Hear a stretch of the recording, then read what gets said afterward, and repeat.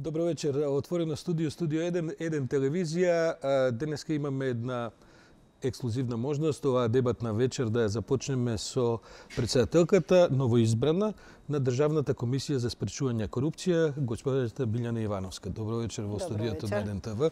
Ви благодарам што прифативте релативно веднаш да се соочиме на еден разговор, бидејќи обично сме имале големи проблеми кога биле луѓе од ДКСК во смисла на настапување во јавност. Тоа било секогаш малтретирање, преговарање, сакам, неќам и така натаму.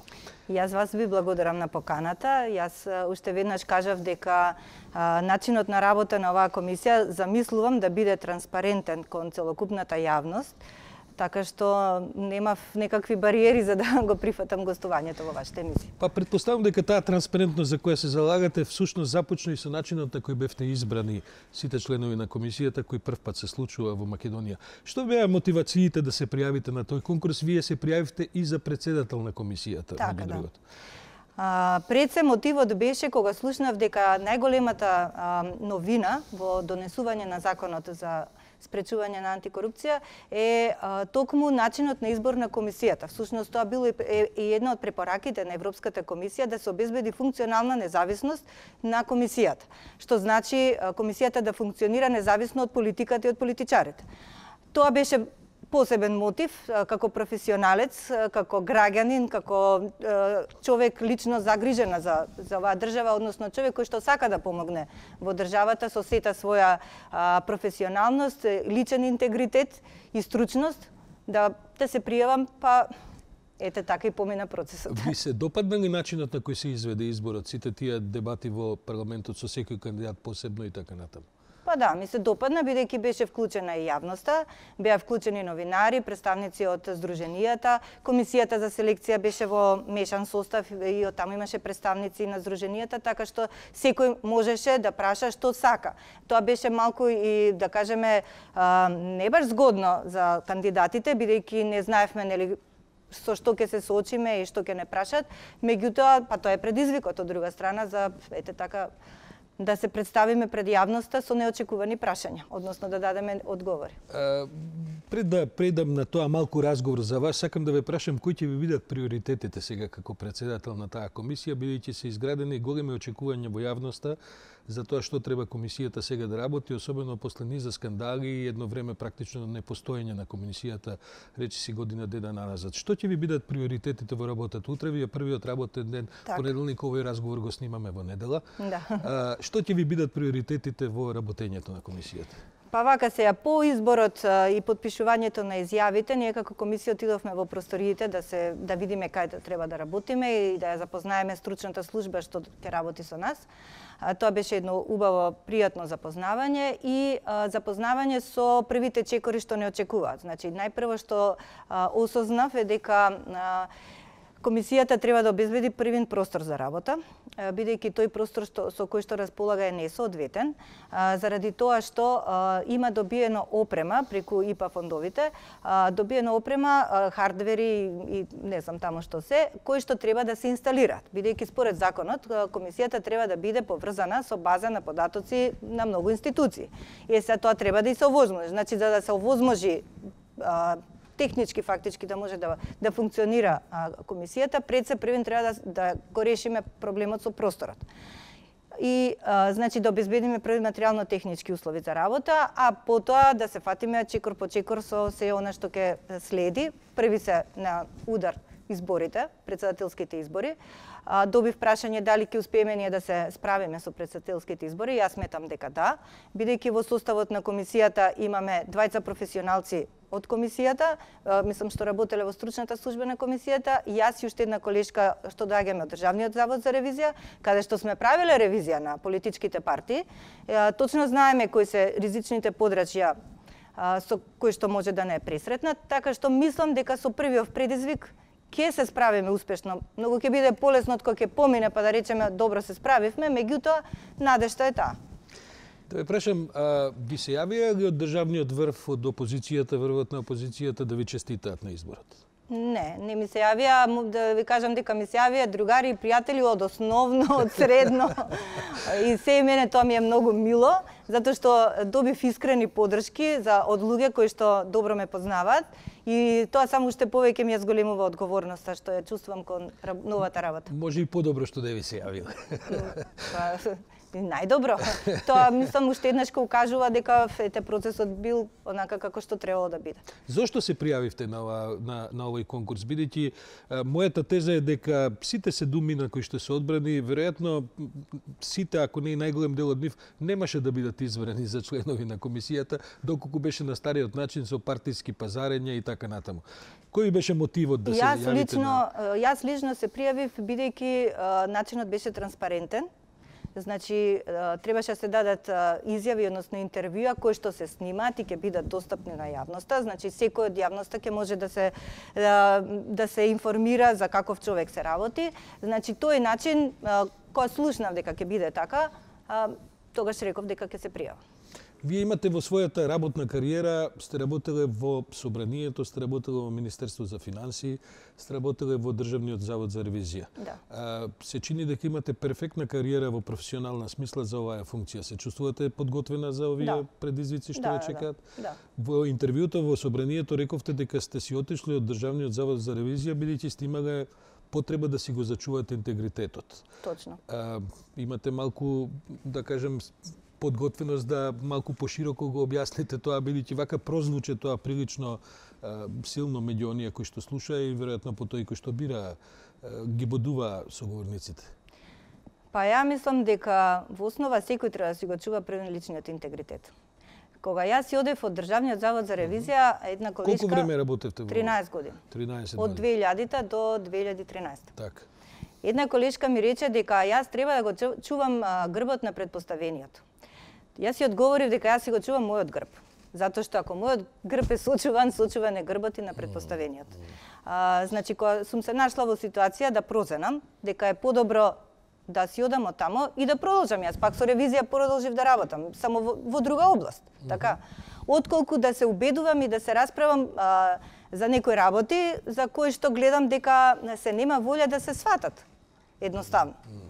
Па добро, извештаите на Државниот завод за ревизија се инако извештаи после кои има и одредени законски постапки кои се водат доколку се констатираат недоречености, погрешни работи и така натаму. Претпоставам дека на некого тоа и не би му одговарало доколку се работи за сензитивна материја. Точно, да, и покрај тоа што мене ми е многу жал, што улогата на Државниот завод за ревизија малку спласна во одреден период. Сега гледам дека малку повторно се така се истакнуваат извештаите, почнуваат вестите со нив, како што едно време почнуваа во 2005-2006 година, сите вести почнуваа со извештајот на државниот ревизор.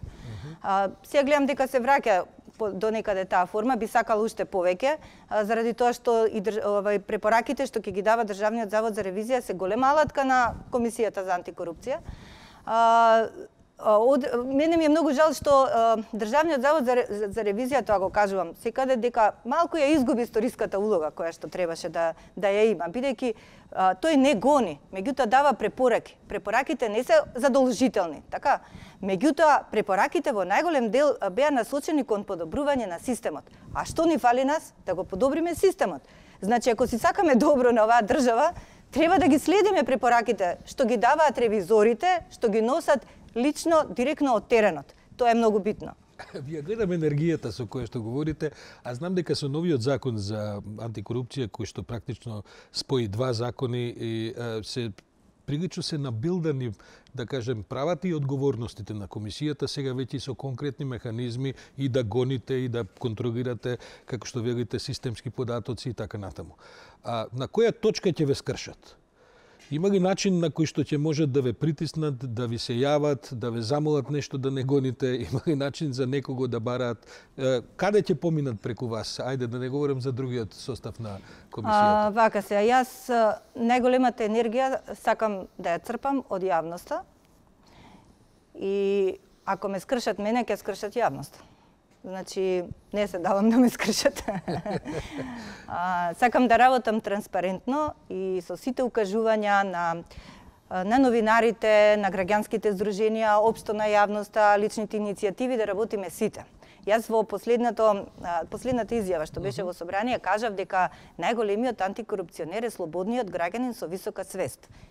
И сум убедена дека е тоа така и заради тоа да тргнеме од тука. Значи секој да биде слободен, да си го чува личниот интегритет, да си работи по закон се што треба и како треба, да не подлегнува на моќ, на делегирана моќ и да подлегнува на нечии суети кои што се хранат, нели, моќта треба да се храни со суети, нека почитуваат авторитети изградени врз база на професионалност и знаење и мислам дека ќе успееме. Во некои држави постсоцијалистички, овие кои што имаат проблем со демократија и така натаму на Балканот, вашите колеги на тие позиции на кои што сте сега вие, беа практично точката во која што се реставрираше демократијата. Значи, веројатно ги знаете примерите од Србија, од Романија и од други земји, каде што овој тип на функционери практично возможија да настане промена или да се започне со промена на менталитетот, бидејќи ова не е само проблем на политичка практика, проблем и на менталитетот. Точно, затоа јас реков дека ова општествена болест. Значи, ние треба да бидеме многу внимателни, да го добиеме заслуженото. Ја кажав дека треба да градиме систем на вредности, да го добие секој она што го заслужува. Да тргнеме од децата дали ја заслужуваат играчката, од учениците дали ги заслужуваат оцените. Да немаат наставниците притисок да даваат високи оцени. Така, да добиеме квалитетни луѓе. Кој е крив за децата, студентите што не ја знаат азбуката? Кој е крив? Криви се некој што на некој му извршил притисок на тоа дете да му даде подобра оцена, тој стасал до факултет, не ја научил азбуката. Значи, општествена одговорност, општествена свеста, така? Вие сте сопруга и мајка на 3 деца. Да. Гледам дека оваа енергија има и овој тип на мајчинска една грижа. Каде ви се децата? Заминати се тука се во Македонија? Не се заминати. И покрај тоа што да кажам, често пати одат во странство. Јас имам 3 деца. Најголемата керка е програмер, веќе 5-та година работи во програмерска компанија. Па таа е перфектна за заминување. Па јас не би сакала да заминува. Сакам ја секогаш кога ќе слушнам дека деца одат и заминуваат, викам, ајде да направиме нешто, целото тоа знаење и умење што ни е извезено, да си го вратиме назад, да ни цвета државата. Не ве прашувам случајно ова, бидејќи разбрав од некои колеги кои што ги следеа испитувањата во парламентот и така натаму, дека еден од поривите ви е токму тоа да спречиме тој одлив на деца од држава, да го направиме системот подобар, за да луѓето не заминуваат. Точно така, да. И втората керка е студент на електротехнички факултет, очекувам сега до крај на овој семестар да дипломира, а најмалиот син е 9-то оделение и така. Мислам. Дали сте свесни дека со ваков настап, прв пат кај нас во 1TV, а можеби и понатаму, дека сега ќе си навлечете една колона од луѓе секојдневно пред просториите на ДКСК со сите можни проблеми кои ги имаат со државата. Има ли ДКСК капацитет за тој тип на комуникација со граѓани, а не само за гонење на видови на корупција кои што по службена должност ги Тоа гонат? мора да се воспостави. Ја не знам каков е капацитетот во комисијата, колку што слушнав, нема многу вработени, има некаде околу 20-тина, дури тие 20 што им беа нели од дел од стручната служба, сега се дел од комисијата, и тоа треба да се прашање треба да се решава, да се доекипира. Слушнав дека имаат побарано функционална анализа за обемот на работа од информатичко општество. Треба таа да дојде, да се направи добра систематизација, организација на работата, да се делегираат нели должности и одговорности и да може да се Предпоставам дека странците ќе ви бидат силен партнер, особено ако покажете иницијатива. Тие едва и чекаат. Ова го прашувам бидејќи за се ова што говорите ќе треба и пари. А знаете како е борбата со нашиот буџет и со надлежните кои што го распределувате, секогаш многу тешка и кој знае дали ќе успеете до завршување мандатот. Да ви кажам, јас сум била дел од секторот за буџет и фондови во Министерство за финансии, совршено ми е јасно како се планира буџетот. Секогаш, дури кога сум правила ревизија на буџетот на РМ, ми била прва препорака дека буџетот треба да се планира и да се одобруваат средства врз основа на резултати. Значи да се буџетира по резултати. За жал тоа уште тука кај нас не е. Ние воведовме програмски буџет да се извршува одредена програма, меѓутоа иднината ни е ако финансираме, ама да добиеме одреден резултат. Мислите дека и вашата работа ќе влие дури и врз таа? Точно, па тоа ми е мене поентата. Тоа ми е поентата. Значи, ние ако спречиме дел од буџетските средства да се одливаат, онаму кај што не треба да се одливаат, ќе останат повеќе пари за јавните потреби на граѓаните. Сте били ли член на партија политичка? Никогаш во живот. Зошто така не успеале да ве нападнат, да ве Сега ќе ви кажам една голема вистина. Значи, јас кога бев во средно, тоа е 80-тите години, 82-3 бев матурант, мојот класен раководител беше секретар на партија во гимназијата. На комунистичката партија. На комунистичката партија. Бидејќи сум јас и тие генерации, тоа е тоа. Така е. Значи, ниту еден член, ниту едно дете од наше одделение не стана член на комунистичка партија, не за друго, затоа што немавме притисоци. Значи, немавме притисоци. А јас сум горда на сите мои другари и мојата генерација, затоа што сите се личности, пред се личности.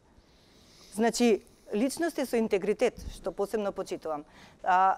И покрај тоа што не биле членови на партија, се избориле за достојно парче леп во животот.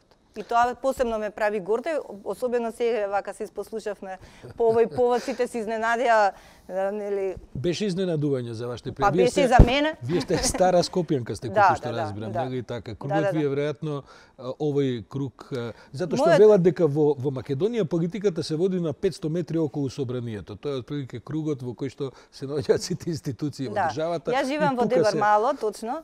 Меѓутоа моите корени се од Чаир, тоа е старо скопско мало. И морам да ви кажам дека јас живеам во Дебар мало, моите корени се од Чаир. Па ето. Додуше од Бутал што е преку пат на Чаир, ама тука сме. Па така, јас сум од стариот Чаир и така, татко ми од Чаир, мајка ми од Крњево и така. Значи ја имате во себе оној код за мултиетничка соработка, имате, бидејќи ги знаеме чарски тугици сме ги мереле, што се дели во младоста. Точно така, моите соседи биле имало од сите националности, и албанци, и турци, и бошњаци, сме играле сите заедно, така да јас никогаш, знаат и колегите, јас сум имала многу добри соработки со колеги кои што се од друго етничко потекло, никогаш не правам разлика дали од етничко потекло, гледам луѓе и не луѓе, професионалци и непрофесионалци, за мене се најважни личностите. Освен колешката од Завод за ревизија која претпоставам дека ја познавате, познавате ли некои други од сегашните членови? Не ги познавав, додека не се видовме, се запознавме. Имавте шанса да се запознаете сега? Да. Ви кажав дека бевме после тоа во просториите, се видовме и баш онака убава комуникација си воспоставивме, фина, искрена, мислам дека ќе имаме добра соработка. Кога ви е првиот работен состанок? Утре. Да. За што ќе разговарате? Имате дневен ред? Предпоставувам дека ќе треба некакви организациони прашања да се решаваат. Имате замисла како ќе водите комисијата, ќе се поделите на сектори, на ресори, на предмети, во која смисла ќе оди натаму? Значи ние се договоривме вака да се видиме утре, да закажеме дека ќе имаме една конститутивна седница, да закажеме тоа кога ќе биде, да се договориме кои точки, какви точки ќе има таа конститутивна седница и да се договараме кои чекори ќе ги преземеме. Значи ќе биде тоа. Ова е тимска работа.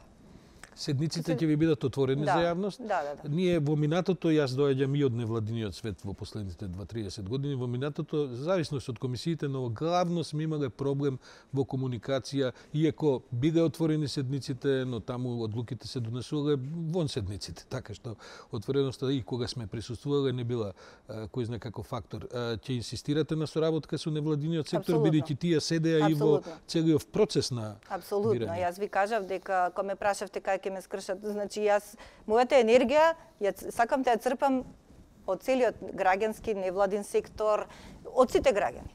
Така да она што ќе се пренесе, нели, од директното пренесување на седниците на комисијата ќе дојде до граѓаните. Значи тоа ни е нас. Последниот состав на ДКСК спроведе и една обсежна операција на проверка на невладините организации и финансирањето. Тоа се во оние последните месеци, години на владењето на Груевски, кои се обидуваа да, ајде да кажем, да го скршат невладиниот сектор. Господинот Артан Груби беше прилично непријатен при изборот на комисионерите од оваа комисија во парламентот. Вие веројатно не сте имале прилика сите да ги гледате разговори кои што беа направени, но тој не се воздржа од цинични дофрлања кон секторот цивилен дека е тоа пералница за пари и така натаму, што гледаме една јасна тенденција. Па имав и јас прашање за граѓанските. Имавте и вие тоа, да. Бидејќи од кога доаѓа од функционери на ДУИ човек да се запраша што е мотивот за сето тоа. Како одговоривте на тоа прашање? Па вака се. Јас им кажав дека главниот ризик за финансирање на граѓанските здруженија е двојното финансирање. Значи, тоа можам да тврдам, од искуство сум го потврдила во текот на ревизијата. Значи, со еден проект Здруженијето може да аплицира и во Генералниот секретаријат, каде што се делат средствата, и по министерства, може во локална самоуправа. Мислите со еден ист проект? Да, може со еден ист проект. Добро. Значи, и кај странски донатори. И кај странски донатори. Сега, ме праша и за странските донатори. Значи, странските донатори имаат обврска да си ги следат средствата, текот на парите, кај оди и зошто оди. Меѓутоа, кај нас малку тоа како да затајува, и заради тоа тука треба контролните механизми да се зајакнат. Значи, а тоа може лесно да се обезбеди со воспоставување на една електронска база на податоци за сите граѓански здруженија, кои се, што се, како добиваат и од кај добиваат средства и за што ги користат средствата, што е многу битно, да се воведе отчетноста, нели? Државата дала пари за одреден проект на некое здружение, добива ли фидбек после дали тој проект е извршен или не? Тоа е она буџетирање по резултати. Значи не само кај органите, него и кај здруженија, едноставно кај сите. За секој вложен денар од државата треба да се добие фидбек и да се добие додадена вредност, односно нешто што ќе ја води државата напред. Од кога е воспоставена комисијата до денес, ниту еден висок функционер не е ни прозван, ниту процесуиран за евентуални злоупотреби. Главно оние кои што беа на некакви повисоки нивоа се главно од вторите ешалони, можеби неколку градоначалници, но и тоа завршува главно со опомени и така натаму, и потоа директори на училишта беа гонети ако уопште некој бил прозван и така натаму. Сега се очекува оваа комисија навистина да се зафати. Добро, ние имаме СЈО и обвинителства кои се занимаваат со минатите гарнитури на власт. Од вас се очекува да се зафатите и со актуелнава гарнитура на власт. Чи имате проблем во таа работа? Од кој аспект проблем? Па не знам, да издржите притисоци, сигурно ќе ги има, да бидете доволно, како да кажем, упорни во некои работи. Законот сега ви возможува да имате подлабок увид во тоа како се одвиваат работите. Понекогаш ќе бидат веројатно и прашање на не само на законски, туку можеби и на политички одлуки во решавањата, не во лоша смисла, но во смисла на некакво мерење на аргументи, факти, каде што ќе треба мериторно, па дури арбитрарно да одлучувате околу тоа дали нешто треба се гони или не. Имате и тој тип на резерви некакви? Вака се, да направиме разлика помеѓу притисоци и послушности.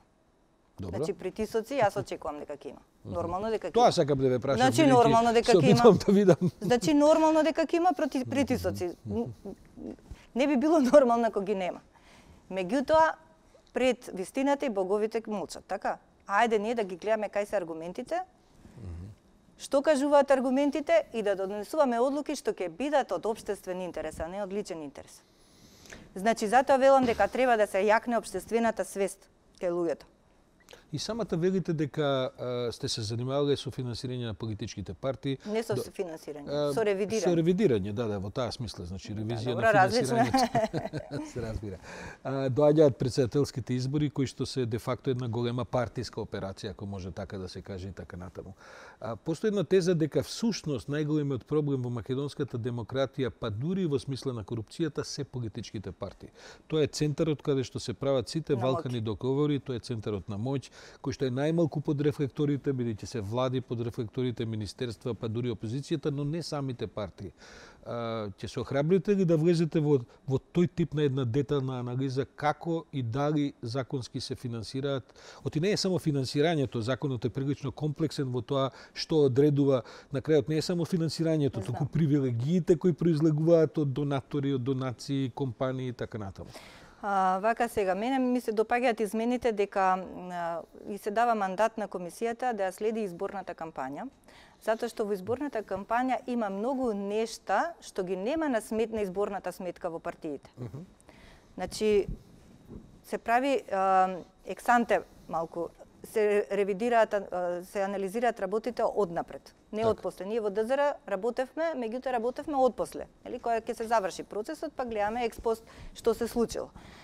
Едно време и побаравме да биде тоа и ексанте, да ја гледаме изборната кампања, меѓутоа тоа така остана. Немавме некој, да речеме, одговор.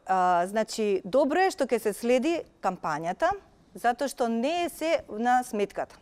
Тоа е една работа. Добро е решението што од буџетот им се одвојуваат повеќе средства, значи од граѓаните за партиите, да бидат одговорни пред граѓаните, а не пред некои си мокници, донатори и слично. Значи нема да имаат обврска да пари никогаш не се доста. Меѓутоа, нема во основа да им недостасуваат средствата од богатите мокници, затоа што ќе има 3 пати повеќе обезбедено средства во буџетот.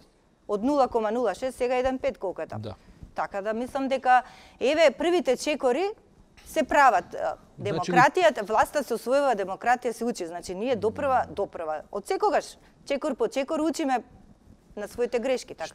Што е важно, и тој процес никогаш не застанува. Не застанува. И во најдемократските земји тој процес секогаш отворен, бидејќи злоупотребите без разлика на кое ниво сте во таа стапка се секогаш може. Значи ли тоа дека ве очекуваат можеби ексанте, што велите, состаноци со шефовите на финансиските служби во партиите пред да започнат кампањата? Ќе се договориме се тоа во комисијата, не да заземеме нели став и каква стратегија ќе направиме, како ќе ги правиме тие истражувања и анализи и сето тоа. Меѓутоа ништо не е исклучено, нели, мислам како ќе се договориме, така ќе работиме. Билјана Ивановска, јас ви благодарам за овој разговор, ви честитам. Драго ми е што политичари до сега не ви честитаме. Еве ние како медиуми ќе ви честитаме. Да, ви благодарам, вие сте меѓу првите од медиумите, од познатите. И се надевам дека ќе имаме отворена соработка, бидејќи ние имаме исто така една, како да ви кажам, како железница сме. Секој ден врват возови со информации и ние ќе имаме потреба да ве бараме повремено, да не бидете гости. Нема никаков проблем. Благодарам и ви пожелам се најубаво. Благодарам.